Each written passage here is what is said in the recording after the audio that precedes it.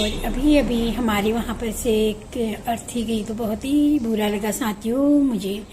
देखो ज़िंदगी कुछ नहीं है ना, जब एक मिनट के लिए हम ये चीज़ें देखते हैं कि जहाँ पे किसी की लाइफ समाप्त हो चुकी होती है तो एक सेकंड के लिए बिल्कुल ज़िंदगी थम सी जाती है। ऐसा लगता है कुछ भी नहीं है, ये माया मोह ये सारी चीज़ें कुछ भी नहीं है।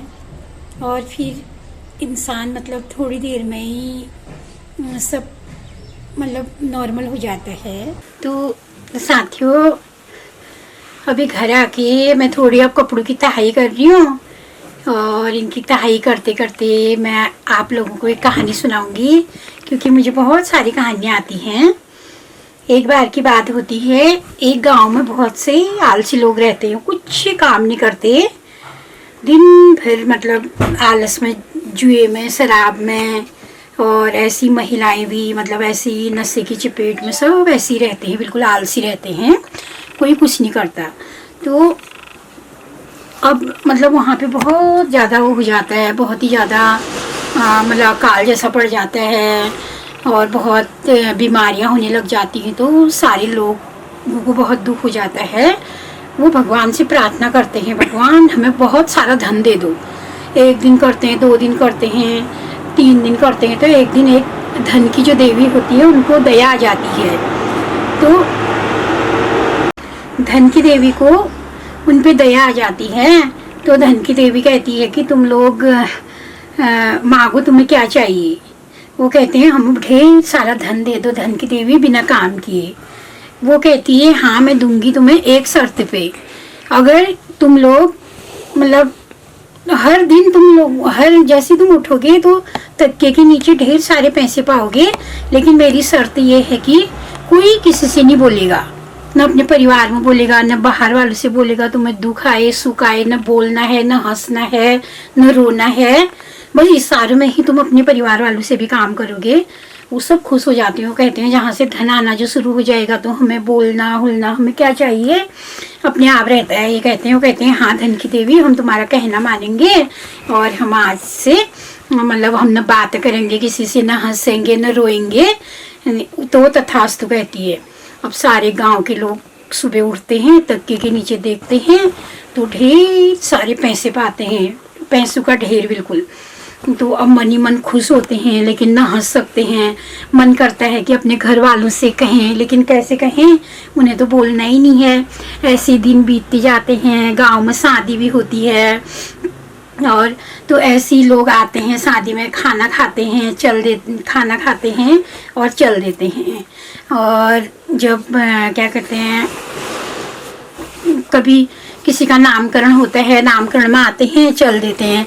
जो जो चीज़ें होती हैं वो सारी चीज़ें करके एक दूसरे के वहाँ से फिर ऐसे ही चले जाते हैं। दुख सुख में आते हैं, बिना बोले ऐसे ही कोई सर पे हाथ रख के ऐसे ही चले जाते हैं। तो एक बार गांव में एक्सीडेंट हो जाता है। 4-5 लोग गाड़ी से मतलब किसी के पाँव में चोट आ जाती है, किसी के सर पे चोट आती है, किसी के हाथ टूट जाते हैं, किसी के पाँव टूट जाते हैं, लेकिन पूरे गांव वाले आते हैं, उनको उनके घर तक भी पहुंचाते हैं।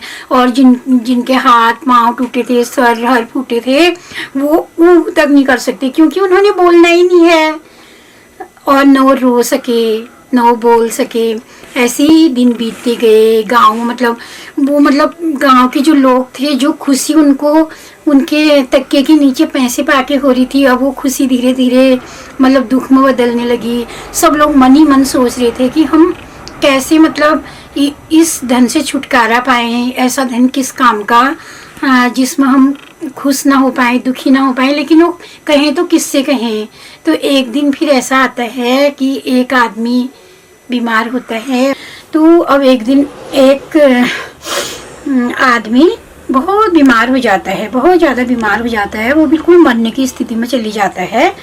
और वो कहता है अगर मैं बोलूँगा तो कल से हमारे पैसे आने बंद हो जाएंगे और हम गरीब हो जाएंगे। इसलिए वो ना अपने मन की बात कहता, कुछ नहीं कहता, बिना बोले ही ऐसे ही मर जाता है।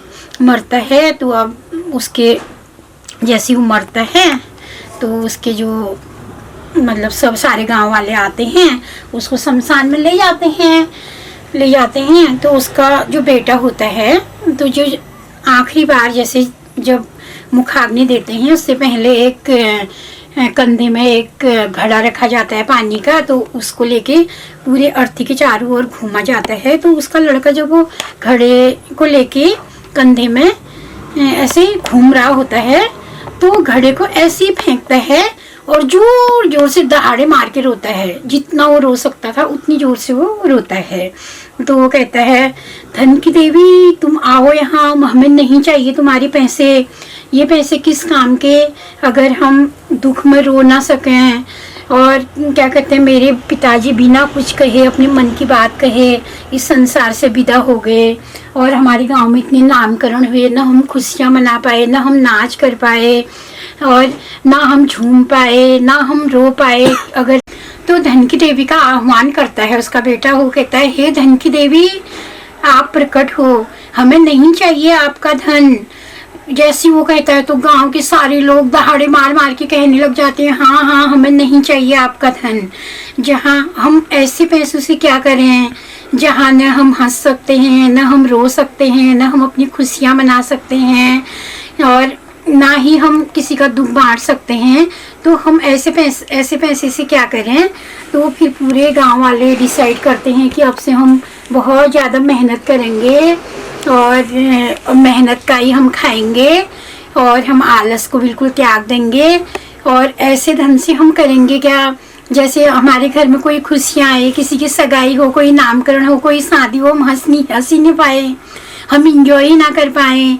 और हम कहीं पे गए हैं, किसी पार्टी हार्टी में गए हैं, या कहीं पर कोई 2-4 पल जो खुशियों के हैं उसमें हम शामिल ही नहीं हो पाए, और उसमें हम हंस नहीं पाए, तो क्या क्या काम का ऐसा धन। और जब हम मतलब कोई मरा कि कितनों के पाँव में चोट आई, सर पे चोट आई, एक्सीडेंट हुए, न हम उनसे कुछ बोल पाए। हमें हंसना भी है, हमें रोना भी है, हमें बोलना भी है, हमें झूमना भी है, हमें गाना भी है, हमें इंजॉय भी करना है। धन की देवी आप ले लो अपना वो आशीर्वाद, हमें नहीं चाहिए जो आपने हमें दिया है। आज से हम सब मेहनत करेंगे, झूमेंगे, गाएंगे, नाचेंगे, दुखी होंगे, सुखी होंगे, और हम अपनी एक अच्छी लाइफ जिएंगे। तो ऐसा कहा गांव वालों ने।